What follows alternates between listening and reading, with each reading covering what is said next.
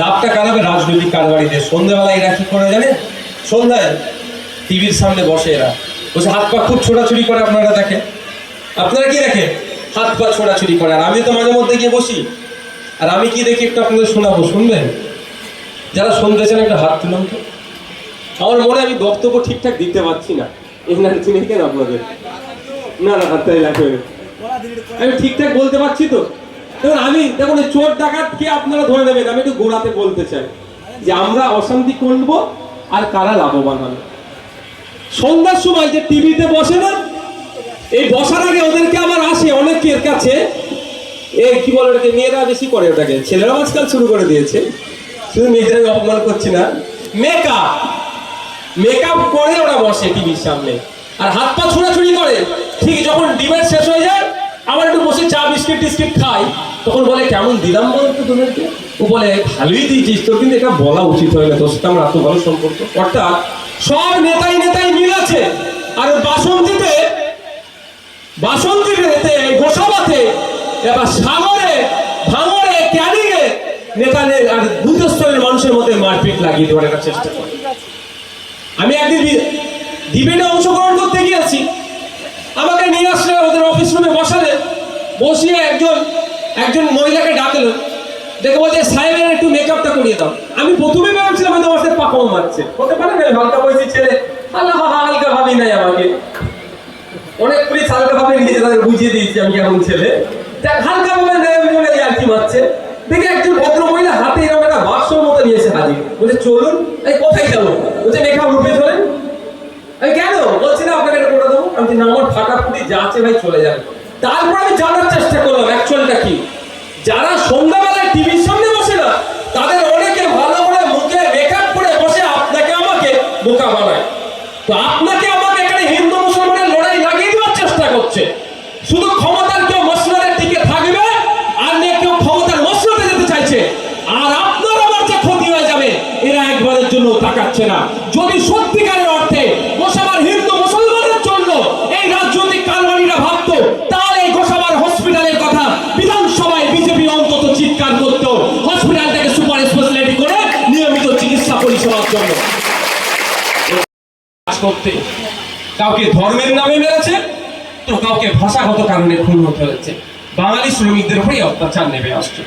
বারবার আমি বলছি রাজ্য সরকারকে, যেটার বন্ধ হওয়া দরকার, বন্ধ করা দরকার।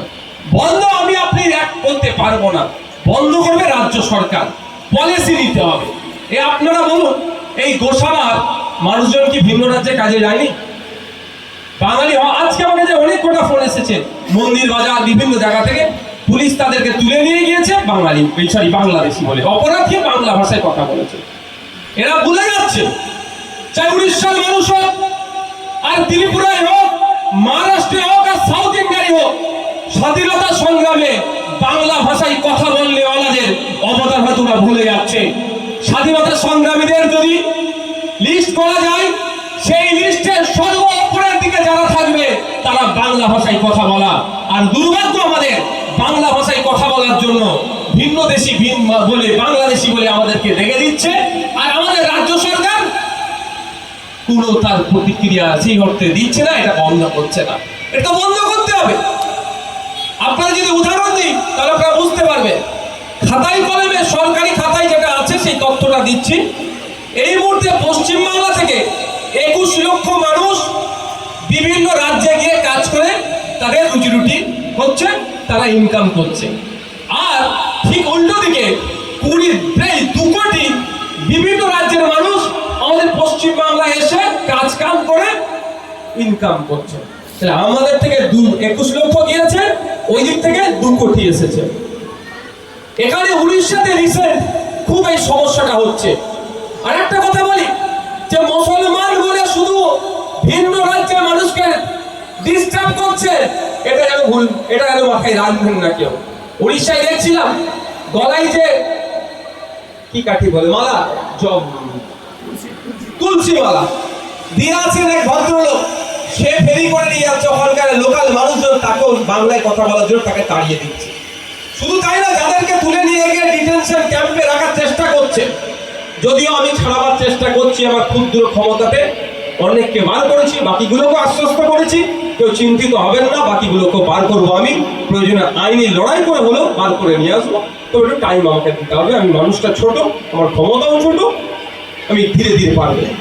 কিন্তু তাদেরকেও ডিস্টার্ব হচ্ছে। আমি এই ডিস্টার্বটা তো বন্ধ হওয়া দরকার, বন্ধ করা তো দরকার। শুধু একটা চিঠি পাঠিয়ে দিলে ডিস্টার্ব বন্ধ হবে না। চিঠি তো আমরা পাঠাবো, আমরা বিরোধী দলে আছি, যারা শাসক দলে আছে তাদেরকে দায়িত্ব নিয়ে বন্ধ করতে হবে। বন্ধ একদম এক মুহূর্তে বন্ধ হয়ে যাবে। একটা উদাহরণ দিলে বুঝতে পারবেন। এই মুহূর্তে উড়িষ্যাতে পশ্চিমবাংলার কম বেশি 30,000 মানুষ কাজ করছে, অর্থাৎ পশ্চিমবাংলার বাঙালি নাগরিক উড়িষ্যাতে গিয়ে কাজ করছে। রুজি রুটির জন্য উড়িষ্যা রাজ্যকে বেছে নিয়েছে কত? 30,000।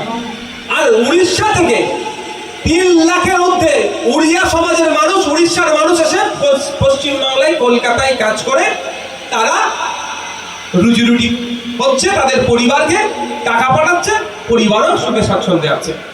এবার বলুন, যদি আমাদের 30,000-কে উড়িষ্যার মানুষের সহ্য না হয়, তাহলে আমার মুখ্যমন্ত্রী একবার তো বলা দরকার ছিল উড়িষ্যার মুখ্যমন্ত্রীকে, যদি তুমি আমার 30,000-কে সহ্য করতে না পারো তাহলে আমি ফেরত দিয়ে চলে আসবো 30,000-কে, আর আপনার 3 লাখ এখানে আছে তাদেরকে কিন্তু আমি উড়িষ্যায় পাঠিয়ে দেবো। তাহলে অত্যাচার বন্ধ হতো, ওভারনাইট অত্যাচার বন্ধ হয়ে যেত। কিন্তু পাঠানোর বিপক্ষে আমি। সংবিধানের 15 নম্বর আর্টিকেল বলছে, জাত, ধর্ম, বর্ণ, লিঙ্গ এবং জন্মস্থানের আলাদাকে সামনে রেখে কোনোভাবেই তাদেরকে বৈষম্য করা যাবে না। অর্থাৎ রেস্ট্রিকশন এরিয়া ছাড়া পশ্চিমবাংলার নাগরিক মহারাষ্ট্রে থাকতে পারে, কাজ করতে পারে, ব্যবসা করতে পারে, বাসস্থান রাখতে পারে। মহারাষ্ট্রের নাগরিক ভারতবর্ষের যে কোনো প্রান্ত গিয়ে বিচরণ করতে পারে। ফ্রিডম অফ মুভমেন্ট, এই যে চলাচলের স্বাধীনতা, সেটাই কেড়ে নেওয়ার চেষ্টা করছে। শুধু বাঙালি শ্রমিকদের বাংলা কথা বলে আটকাচ্ছে। এটা বাঙালি বিদ্বেষী শুধু নয়, সংবিধানের একাধিক আর্টিকেলের উপরে আঘাত দিচ্ছে। ওই থেকে সন্দীপ ঘোষ আর ওর যে জ্ঞানগুলো আছে, ওরা সবাই মিলে ওদের মধ্যে থেকে ওই মহিলাদের সাথে নোংরামি করে ভিডিও তৈরি করে মুখ চেঞ্জ করে বিদেশের মার্কেটে বিক্রি করতে, বুঝতে পেরেছেন? এরা এত বড় অসভ্য। আর আপনার আমার বাড়ির মেয়ে তিলোত্তমা জানতে পেরে গিয়েছিল, ওর প্রতিবাদ করেছিল, ওই জন্য ওকে ফোন করেছে। শুধু তাই নয়, আপনার আমার বাড়ির মেয়েরা যখন ওটি রুমে যায়, অপারেশন রুমে যায়, সেই সময় ওদেরকে অজ্ঞান করে এদের সাথে নোংরামি করতো, করে মৎসব করতো।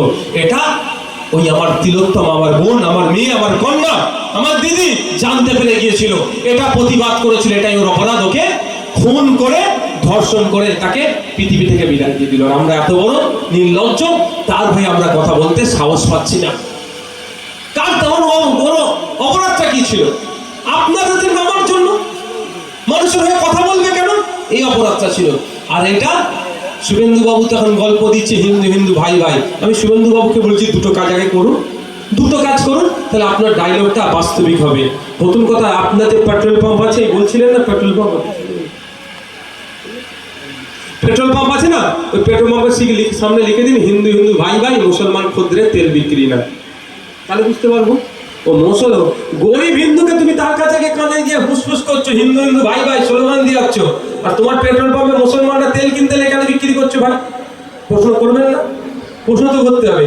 আর দ্বিতীয় হচ্ছে, আমার তিলোত্তমাকে যারা খুন করলো, আমার বোনকে, আমার দিদিকে, সব কটাকে ধরে জেলে ভরার ব্যবস্থা করো, কারণ সিবিআই হাতে আছে।